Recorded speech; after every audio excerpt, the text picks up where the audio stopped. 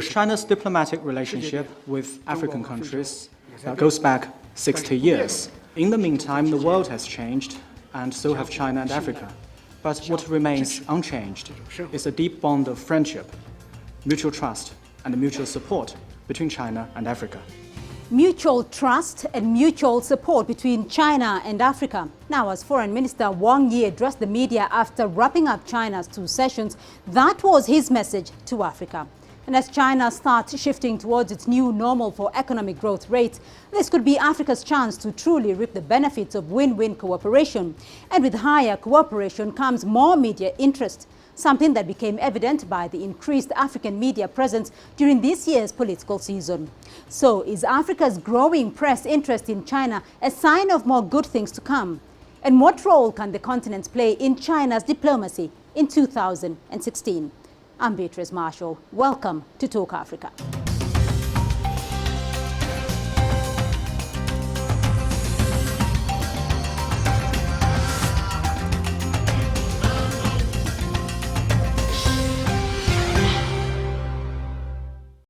Now, days before the Forum on China-Africa Cooperation last year, the China-Africa Media Summit was held in Cape Town. Chiang Chuang-Huo, Minister of State Council Information Office of China, stressed the importance of enhancing the role of media in promoting friendship and mutual understanding between the Chinese and the African peoples.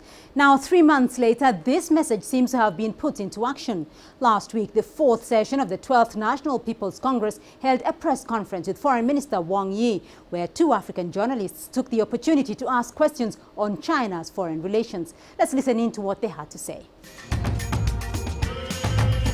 Good morning, Minister.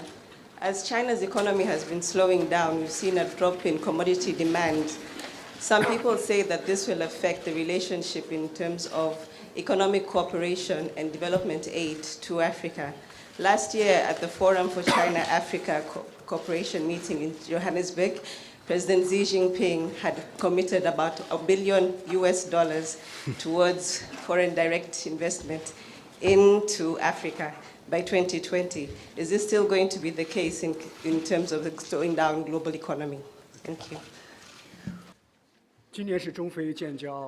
China's diplomatic relationship with African countries goes back 60 years. In the meantime, the world has changed, and so have China and Africa. But what remains unchanged is a deep bond of friendship, mutual trust, and mutual support between China and Africa. At the end of last year, President Xi announced 10 cooperation plans for China and Africa. The most salient feature of these plans is that we want to transition from a trade pattern that is so far dominated by resource products to more investment and industrial cooperation. By encouraging more Chinese businesses to invest in Africa, we want to help the continent accelerate its industrialization and boost its capacity for development. So these plans cannot come at a better time. They are designed precisely to help Africa deal with the new challenges from the international economic situation. Whenever China makes a promise, it always delivers. Just 3 months after the China-Africa Summit, we have got into touch with over 20 African countries to follow up on the summit outcomes. A number of early harvest items will soon materialize, and the China-Africa Fund for Industrial Cooperation is already up and running. For many years, there are all kinds of comments about China-Africa cooperation in the world, but the African people know the best. At last year's summit, many African leaders stated publicly that China has never colonized Africa. Rather, China has helped Africa to emerge from poverty, realize development, and China has brought new life to Africa. They also said that Africa has been searching for a truly dependable partner with common interests. Eventually, they found such a partner in China. These statements struck a chord with many in the audience, and in my view, the African leaders spoke the mind of the African people. Good morning, Minister. My name is Ali Muhammad from Yom Saba Egyptian newspaper. On the beginning, of this year, Chinese president made his first visit to the Middle East that was happening on the background of Iran and Saudi Arabia conflict intensified. Did the visit mean China was adjusting its Middle East policy? Thank you. When it comes to Middle East affairs, China has never been a mere onlooker. Rather, we have all along supported the Arab countries' quest for independence and liberation. We enjoy ever closer economic and trade ties with the region, and we're contributing actively to peace and stability in the Middle East. China does not seek a sphere of influence in the Middle East, nor do we look for any proxies. Our approach is the opposite. We adopt an objective and impartial attitude. We try to facilitate peace talks, and our position is selfless and above board. This is China's unique strength, and so all the countries in the Middle East welcome and look to China to play a bigger role. At the start of this year, President Xi Jinping chose the Middle East for his first overseas trip. He made a historic visit to Saudi Arabia, Egypt, and Iran, and opened a new chapter of relations between China and the Middle East. If there is any change in China's policy towards the region, it is that in the context of building the Belt and Road, we want to play a more active role and deepen win-win cooperation with countries in the Middle East. And that on the basis of not interfering in other countries' internal affairs, we want to play a more active role in seeking the political settlement of burning issues in the region. 地区热点问题的政治解决的进程。谢谢。 Well, to help make sense of Africa's growing interest in Chinese affairs and the role the continent can play in Chinese diplomacy, CCTV's Wang Yi sat down with Liu Guijin, a former special representative of the Chinese government on African affairs, as well as a former ambassador to South Africa. What's China's policy towards Africa this year, especially after President Xi's visit to Egypt? What's the message delivered by this trip? The Chinese foreign policy towards Africa could be summed up in 4 Chinese characters. That is sincerity, real results, affinity, and good faith, which reflects the genuine, sentiment and long traditional friendship between China and Africa. We have to mention 2 milestone events in the past 3 months. One was in the FOCAC summit, which was convened in South Africa, Johannesburg. That was the first time the summit of FOCAC, China-Africa Cooperation Forum, to be convened in Africa. And that conference was really a great success. And it was well attended by over around 50 African leaders and their representatives. The Chinese and African leaders unanimously agree to upgrade their relations into the comprehensive and strategic cooperative partnership. And that reflects the new level of China-Africa friendship and cooperation. Another big event is in this January, President Xi Jinping visited Egypt, and he addressed the Arab League. During these 2 visits, we sent strong messages to the outside world that the great importance attached by the Chinese government to its relationship with Africa as well as with Arabic countries will remain unchanged and be further developed. As you know, that South Africa is the strongest economy, well, immediately after Nigeria, but actually its economic basis is much better than Nigeria, and that is a big country in sub-Saharan Africa. And Egypt is as an African country, an Arabic country, and a Middle East country. So President Xi Jinping's state visit to these 2 countries are really, a kind of milestone event. And President Xi committed a series of, policy measures to support the development of of Africa. Well, we have seen African journalists covering the two sessions in Beijing this year. Two of them raised their questions at Foreign Minister's press conference. Why is the African media becoming more and more interested in China? Well, remember that during the Joburg summit, a lot of African leaders made it clear that, and they spoke publicly that for a long time they have been trying to seek a good partner in the world based on common interests. Now they have found that reliable partner, and that is China, because China has never colonized Africa, and China has always regarded Africa as brothers and sisters and treated African countries with equality and sincerity. So I think that is the understanding of the African countries about China and Africa cooperation. And so the African countries has that request and demand from the bottom of their heart to further develop their relations with China. And on the Chinese side, we have always regarded Africa as our equal partners in the world. The two sides has a common ground, lot of common ground, and hold similar views on a lot of international arenas.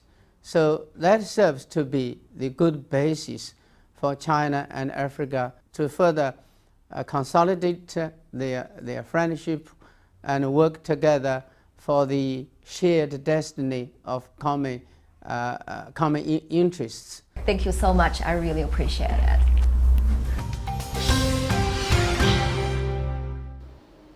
We're going to take a short break now, but when we come back, my expert guests will help unpack Africa's role in China's diplomacy. Stay with us.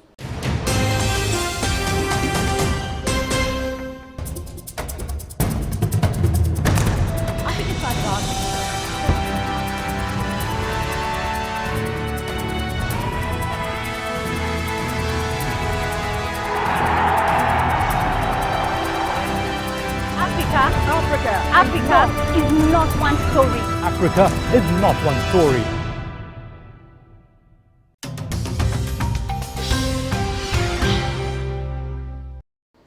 Welcome back to Talk Africa. Now, to help us understand African media's growing interest in China, as well as the continent's role in China's diplomacy, I have expert guests standing by. In Nairobi, a political analyst, Macharia Munene.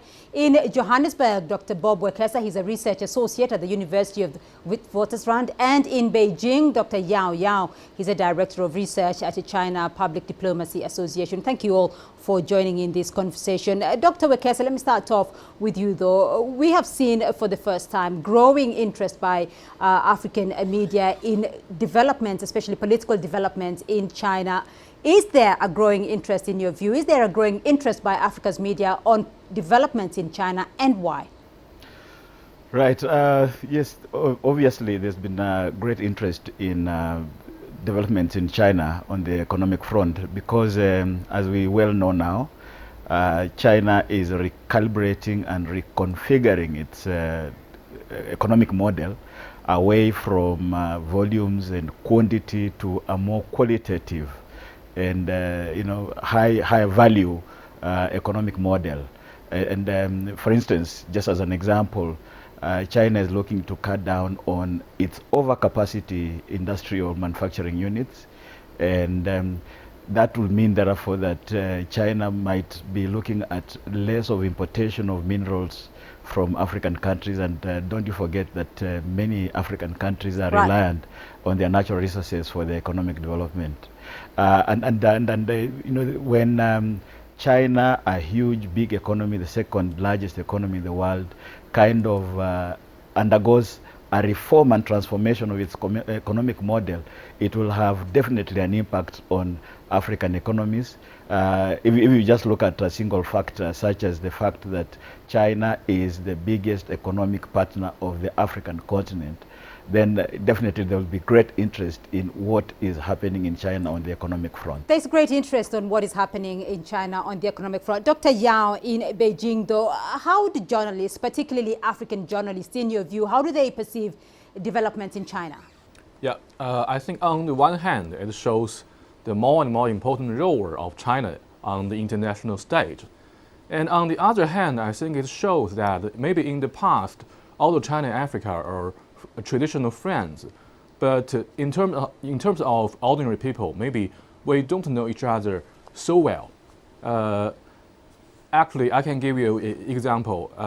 During the past 2 years, under the framework of the FOCAC, there is a program named the China-African Press Center, which is based in Beijing and organized by my association, China Public Diplomacy Association.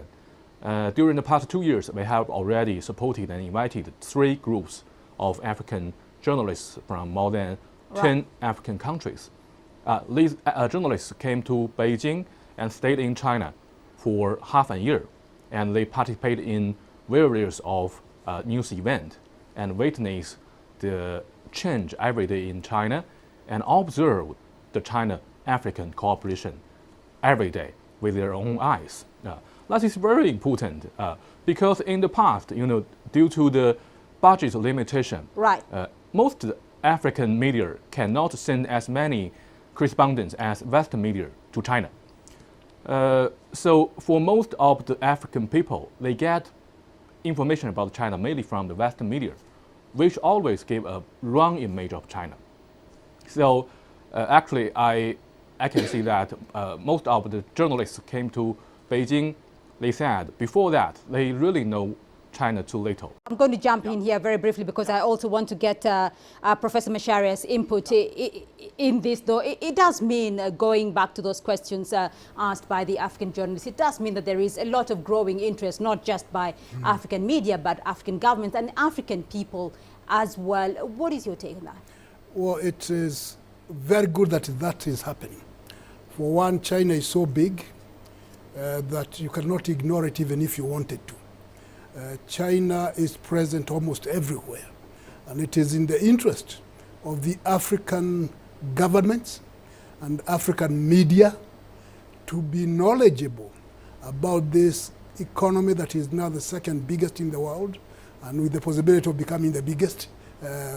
And they're so big in many other ways that since it is there, it is in the interest of the African people to know more and more about China. And so the African media have an obligation to their people to understand China so that they can explain it to the people. And so when they interact, they know what is going on. As for government officials, it is in their interest to know more and more about the Chinese thinking, the Chinese policy-making procedures, so that when they meet, they can discuss on a more fair level. The problem that comes up is when one side does not seem to know what is the thinking on the other side. That then becomes a discussion between unequals. So what the interesting being developed by the African media and the African policymakers is for the mutual benefits of 2 sides, so that no side will feel as if it was shortchanged in the long run. Dr. Wekesa, I want to come to you, though, because you did mention the whole question of industrial cooperation. And, of course, part of the question that was asked during the press conference for Foreign Minister Wang Yi was how exactly Africa would be impacted by China's economic transition, especially the 10-point plan as announced by President Xi in December. Is there a concern, though, from Africa on this? Right, I think there will be lots of these are very interesting times in the sense that they just concluded NPC, National People's Congress, and the CPPCC, the Chinese People's Political Consultative Conference, have actually touched on the 13th five-year plan, which is for China, which is 2016 to 2020. Now, in this plan, they are reconfiguring the economy away from what has generally been called the new normal to the new economics, as Premier Li mentioned on Wednesday. And essentially, this means that China is going to take some of its overcapacity industrial units and manufacturing units in places such as Fujian and Guangdong provinces, and places such as Zhejiang province, to other countries, and Africa is a target for the transfer of these industries. Now, China has already kind of sorted out its industrial base. It is an industrial power. It is actually the leading manufacturing country in the world. Africa, on the other hand, has not really seen to the conclusion, or even started in some sense, its industrial revolution. So Africa is very welcoming of these new industrial units that will China wants to take elsewhere, and therefore there's a link between the 13th five-year plan and the FOCAC action plans on industrialization. Don't forget that in December, when the leaders met here in Johannesburg, one of the action plans specifically mentioned that China is gonna put aside $10 billion for the China-Africa Industrialization Fund. So the fact that the transfer of capacity industries from China is going to come to Africa is something that is going to be of great benefit for Africa's industrial revolution that has never really happened. One of the key areas... I'm going to jump in there, Dr. Wekesa, because Professor, as you listen to that though, and a lot has been talked about Africa's industrial base and industrializing Africa, but where have been the obstacles though? What does Africa need to do though to attract that Chinese investment and that Chinese industrial cooperation? Well, we need political will, decisiveness. The indications from the Chinese side is that they are willing to invest in selected industries. The production in China itself, some of the industries are becoming expensive to run in China, and they would like to transfer those activities to some other areas that may be more reasonable in terms of prices. And they have, in some instances, they put up a shoe factory in Ethiopia. I know they are willing to put up some industries in Kenya of different types. They are already trying in some places, Naivasha. So it is a question of the determination, the will, the political will of the country is concerned. Because there has to be an agreement between the Chinese officials and the African officials that it is a good thing to do. And once they agree, the others are details that can be worked out very quickly as to the land, the lease, how long it is going, what is it that is being invested, and what are the understanding in terms of training. So the prospects are bright, and there are a lot of things that can be done in Africa more reasonably than in China. And what is going on is that the Chinese themselves have come to that conclusion that they can do those things in Africa much better, faster, and with more benefits spreading all over. And with that, then you come to the point of assisting the various African countries to put their industries up, value addition in some things, even if it is a question of cattle, slaughtering cattle, packaging the meat, sending it there. These things are doable. Right. And it's a question, it's an issue of political will between the two sides. Political will, though. Dr. Yao, of course, African countries are going to be wondering how they can make themselves more attractive as investment destinations for China's industrialization outflow. Of course, given the fact that other Asian countries have proximity and better infrastructure than Africa, how do you think Africa can make itself more attractive? Well, according to China's experience, if a country never constructs its own independent industry, and never lead its people to learn how to construct their own industry with their own hands, but always, rely on selling resources or even attached to some big powers, there will be problems sooner or later. That's why, at the end of last year, President Xi Jinping proposed the 10 major cooperation plans. I think the most important feature of all these plans is the same. That is to enhance the capacity of self-development and to boost the industrialization process of all African countries. So I think African countries, government people should be prepared for that and to realize that independent industry is so important for themselves. All right. Dr. Wekesa, of course, the foreign minister did mention that following up on FOCAC, he has been to about 20 African countries following up on the developments after FOCAC. Do you see Africa leveraging that initiative? Right, definitely so. I mean, there are gaps in that, truth be told, China is very focused, and the Chinese politicians and leaders and policymakers and managers kind of follow their words with action and make things happen. African countries, like Professor Macharia said earlier, need to follow up their policies with action.